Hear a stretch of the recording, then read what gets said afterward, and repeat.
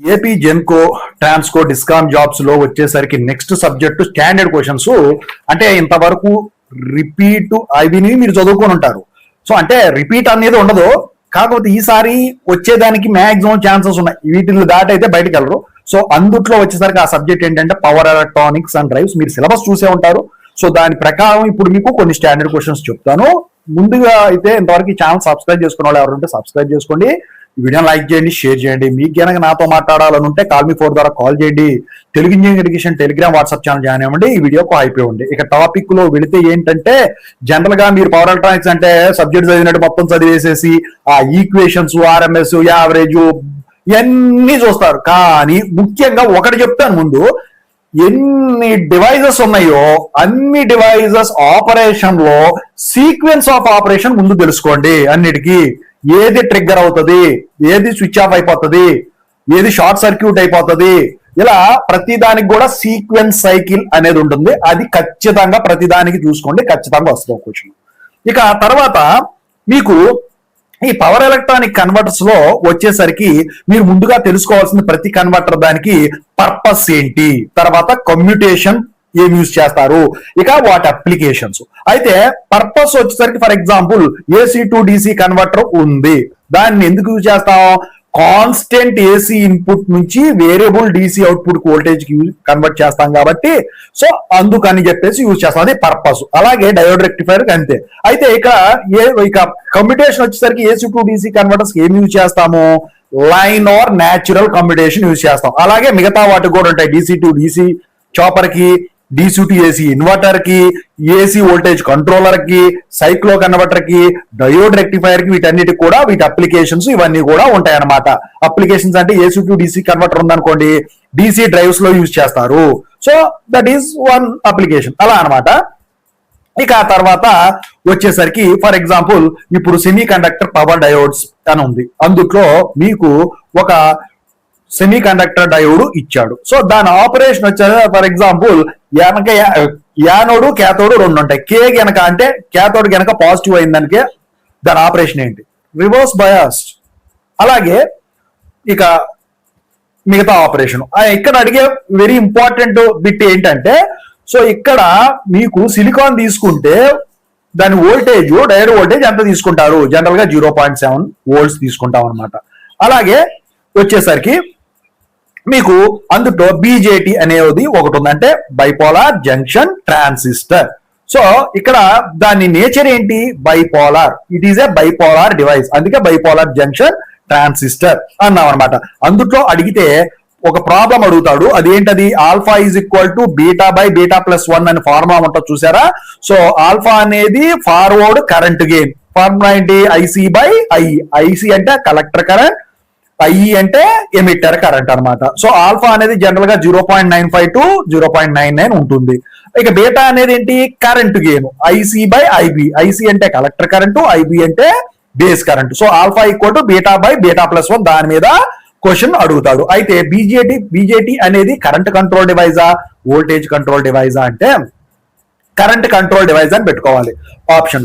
Next power MOSFETs మీద వచ్చేసరికి what are the 3 terminals అంటాడు.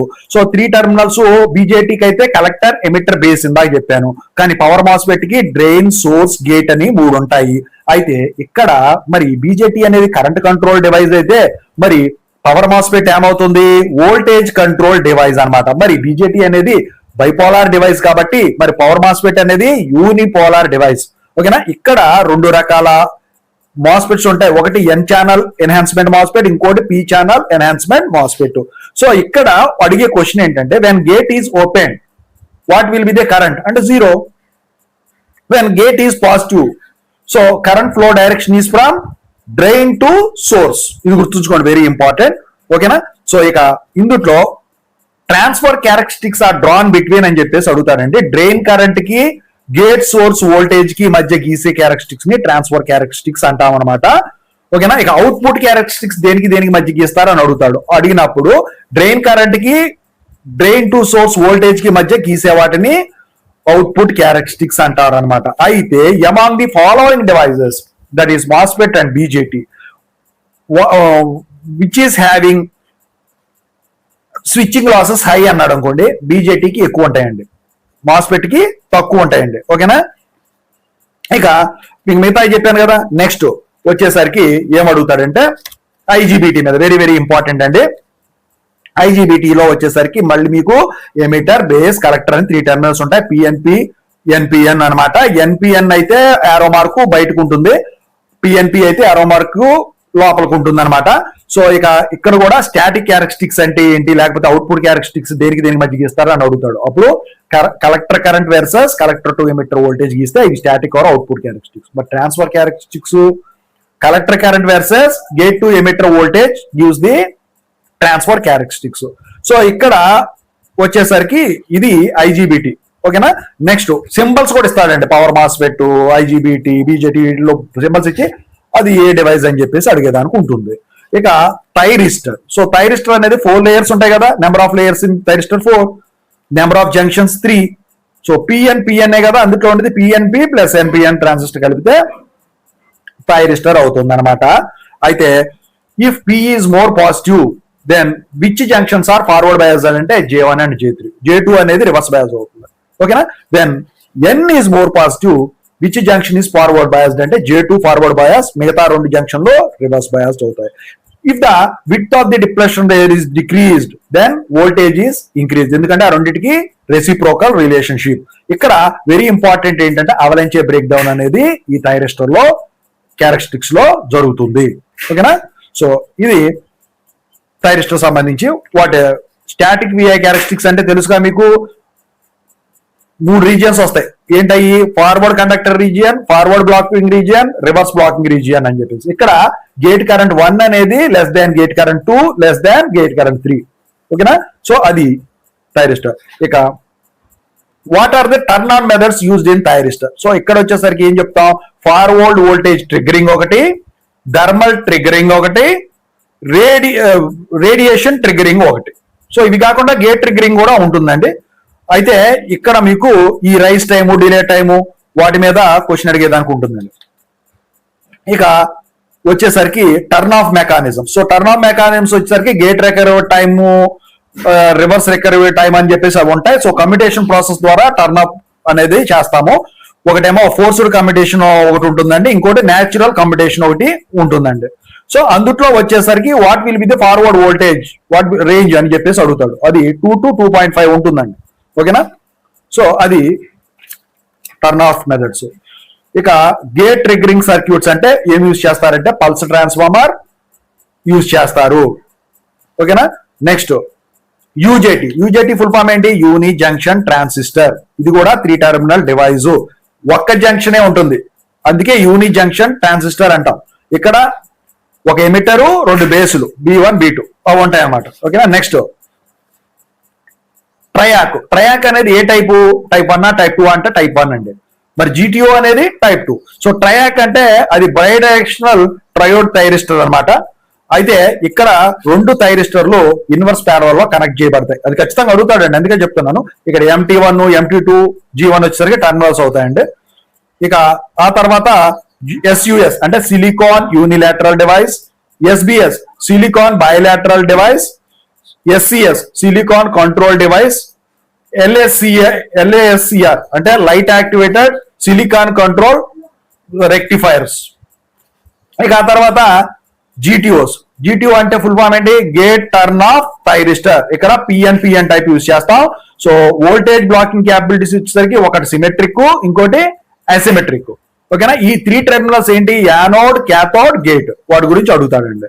ఇక ఆ తర్వాత ఇప్పుడు GTO అని గనక టర్న్ ఆఫ్ చెయ్యాలి అంటే మనం IGN అనేది అంటే గేట్ టు న్యూట్రల్ కరెంట్ అనేది నెగిటివ్ ఉండాలి, plus greater than the ratio of anode current to beta of.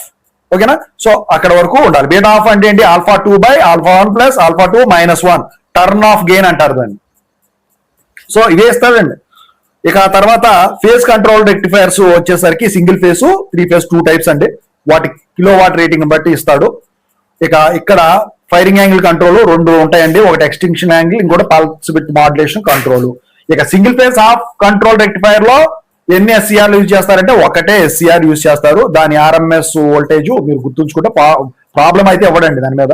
ఇక ఇండక్టెన్స్ లోడ్కి అయితే దాని ఈడీసీ ఏమవుతుంది. ఫ్రీ వీలింగ్ డయోడ్ పర్పస్ తెలుసుకోండి. ఎందుకు? Prevents reversal of load voltage. ఓకేనా. ఇక తర్వాత ఇన్పుట్ పవర్ ఫ్యాక్టర్ ఇంప్రూవ్ చేయడానికి కూడా ఫ్రీ వీలింగ్ డయోడ్ అనేది యూజ్ అవుతుంది. Next rectifiers. So rectifiers operation will be in 1 quadrant, 2 quadrant, 3 quadrant, all the above అన్నాడు అనుకోండి. 2 quadrant ఆపరేషన్. సో ఇక్కడ 2 types of converters, ఒకటి మిడ్ పాయింట్ కన్వర్టర్, ఇంకోటి వచ్చేసరికి ఏంటంటే బ్రిడ్జ్ కన్వర్టర్ అన్నమాట. సో వాటి DC voltage, DC current equation. ఇక ఆ తర్వాత బ్రిడ్జ్ కాన్ఫిగరేషన్ మీద కూడా సేమ్ ప్రాసెస్ లో అడుగుతాడు. ఆర్ లోడ్, ఆర్ఎల్ లోడ్ ఇవన్నీ కూడా. ఇక 3 phase కంట్రోల్ కన్వర్టర్స్ లో 3 రకాల కన్వర్టర్స్ ఉంటాయి. ఒకటి 3 pulse, ఇంకోటి 6 pulse, ఇంకోటి 12 pulse అన్నమాట. ఓకేనా. సో వాటికి సంబంధించిన కంటిన్యూస్ మోడ్ లో ఉన్న ఈక్వేషన్స్, డిస్కంటిన్యూస్ మోడ్ లో ఉన్న ఈక్వేషన్స్. ఇక power factor improvement techniques. So PWM control, so ఇక ఈఏసి ఎక్స్టింక్షన్ యాంగిల్ కంట్రోల్. ఓకేనా. ఎస్ఏసి. ఓకేనా. సో సిమెట్రిక్ యాంగిల్ కంట్రోల్ అంటారు లేదండి. సో అవన్నీ కూడా. ఇక డీసీ చాపర్స్ మీద ప్రాబ్లం ఇస్తాడండి. సో ఆ ప్రాబ్లం మీకు తెలుసు కదా, E not equal to EDC into T on by capital T. Capital T అంటే T on plus T off. So అది స్టెప్ డౌన్ అంటే బక్ కన్వర్టర్ అంటాం. మరి ఇక్కడ బక్ కన్వర్టర్, బూస్ట్ కన్వర్టర్, బక్ బూస్ట్ కన్వర్టర్ అని ఉంటాయి. సో డీసీ చాపర్ లో మీకు వచ్చేసరికి స్టెప్ డౌన్ చాపర్ అని ఎప్పుడు అంటారు? Step down chopper when output voltage is less than input voltage, అప్పుడు స్టెప్ డౌన్. మరి స్టెప్ అప్ చాపర్ అని ఎప్పుడు అంటారు? When output voltage is greater than V input. So ఇలా వాటి ఫార్ములాస్. సో అలాగే స్టెప్ అప్ కూడా E not equal to EDC by 1 - alpha. Alpha అంటే టీ ఆన్ బై టీ అనమాట. స్టెప్ డౌన్ చాపర్ కి వచ్చేసరికి E not equal to EDC into alpha by 1 - alpha. Problems ఉంటాయి వాటి మీద. సో ఇక కంట్రోల్ స్ట్రాటజీస్ కూడా అడుగుతాడు. Time ratio control, current input control. So అలా ఉంటాయి అన్నమాట వాటి ఫార్ములాస్, వాటి మీద ఇస్తాడు. ఇక తర్వాత చాపర్స్. సో చాపర్స్ వచ్చేసరికి మీకు తెలుసుగా, step up చాపరు, step down chopper. So inverters లో వచ్చేసరికి పర్పస్ అండి. పర్పస్ తెలుసుగా, DC to AC. So fixed AC కింద కన్వర్ట్ చేస్తుంది అనమాట డీసీ నుంచి. సో ఇక్కడ voltage source inverter, current source inverter గురించి అడుగుతాడు. ఏ టైప్ కమ్యూటేషన్ యూజ్ చేస్తాడని. ఒకటి లైన్ కమ్యూటేషన్, ఇంకోటి ఫోర్స్డ్ కమ్యూటేషన్. ఓకేనా. మళ్ళీ అందులో సిరీస్, ప్యారలల్, బ్రిడ్జ్ కన్వర్టర్స్ కూడా ఉంటాయి. Half wave, full wave. So వాటి ఈక్వేషన్స్ ఏమైనా చూసుకోవాలనుకుంటే చూసుకోండి, కానీ ఎక్కువ శాతం ఇవి దాటి బయటికి పోడు. ఇక single phase full bridge inverter మీద వచ్చేసరికి ఏంటంటే డిస్టార్షన్ ఫ్యాక్టర్ మీద ప్రాబ్లం ఇస్తాడు. ఓకేనా. సో ఇక పిడబ్ల్యూఎం కంట్రోల్ టెక్నిక్స్ అడుగుతాడు. సింగిల్ పల్సా, మల్టిపుల్ పల్సా, సైన్స్ ఆర్డర్ పల్సా అని చెప్పేసి. ఇక అది పవర్ ఎలక్ట్రానిక్స్ అంతవరకు. ఇక ఆ తర్వాత DC drives, AC drives, DC drives అని 2 ఉంటాయి. సో ఇందులో వచ్చేసరికి ఫేస్ లాక్ లూప్ యూజ్ చేశారనుకోండి డీసీ డ్రైవ్ లో, స్పీడ్ కంట్రోల్ కోసం జీరో స్పీడ్ రెగ్యులేషన్ కోసం యూజ్ చేస్తాం. ఓకేనా. అదనమాట. ఇక ఇక్కడ angular frequency will be inversely proportional to flux. అది ఆ యాంగులర్ ఫ్రీక్వెన్సీ అనేది directly proportional to induced EMF. ఇక ఆ తర్వాత వచ్చేసరికి డీసీ డ్రైవ్స్ లో ఎన్ని రకాల డ్రైవ్స్? 2 రకాల డ్రైవ్స్. ఒకటి single phase drive, 2 3 phase drive, 3వది చాపర్ డ్రైవ్స్ కూడా ఉంటుంది. మీరు చదువుకుంటే చదువుకోవచ్చు. ఇక వచ్చేసరికి AC drives. So AC drives అంటే ఇండక్షన్ మోటారు లేకపోతే సింక్రోనస్ మోటార్ కింద మీరు డ్రైవ్స్ కింద యూజ్ చేస్తారు. ఓకేనా. సో ఇక్కడ స్పీడ్ కంట్రోల్ ఎలా చేస్తారు? Stator voltage control, variable frequency control, rotor resistance control, slip energy recovery control. ఈ 4 మెథడ్స్ యూజ్ చేస్తారండి. ఈ 4 మెథడ్స్ లో rotor resistance control, slip energy recovery system దేనికి యూజ్ చేస్తారంటే, ఏ టైప్ ఇండక్షన్ మోటార్ యూజ్ చేస్తారంటే వౌండ్ రోటర్ కి యూజ్ చేస్తారండి. అదే stator voltage control, variable frequency control వచ్చేసరికి both squirrel cage induction motor కి, వౌండ్ రోటర్ ఇండక్షన్ మోటార్ కి యూజ్ చేస్తారు. మీరు స్లిప్ ఎనర్జీని రికవరీ చేయాలంటే ఏ మెథడ్ యూజ్ చేస్తారు? క్రామర్ అండ్ షెర్బియస్ డ్రైవ్ యూజ్ చేసి స్లిప్ ఎనర్జీని రికవరీ చేయొచ్చు. ఇది పవర్ ఎలక్ట్రానిక్స్ అండ్ డ్రైవ్ సంబంధించిన ఇంపార్టెంట్ అండ్ స్టాండర్డ్ క్వశ్చన్.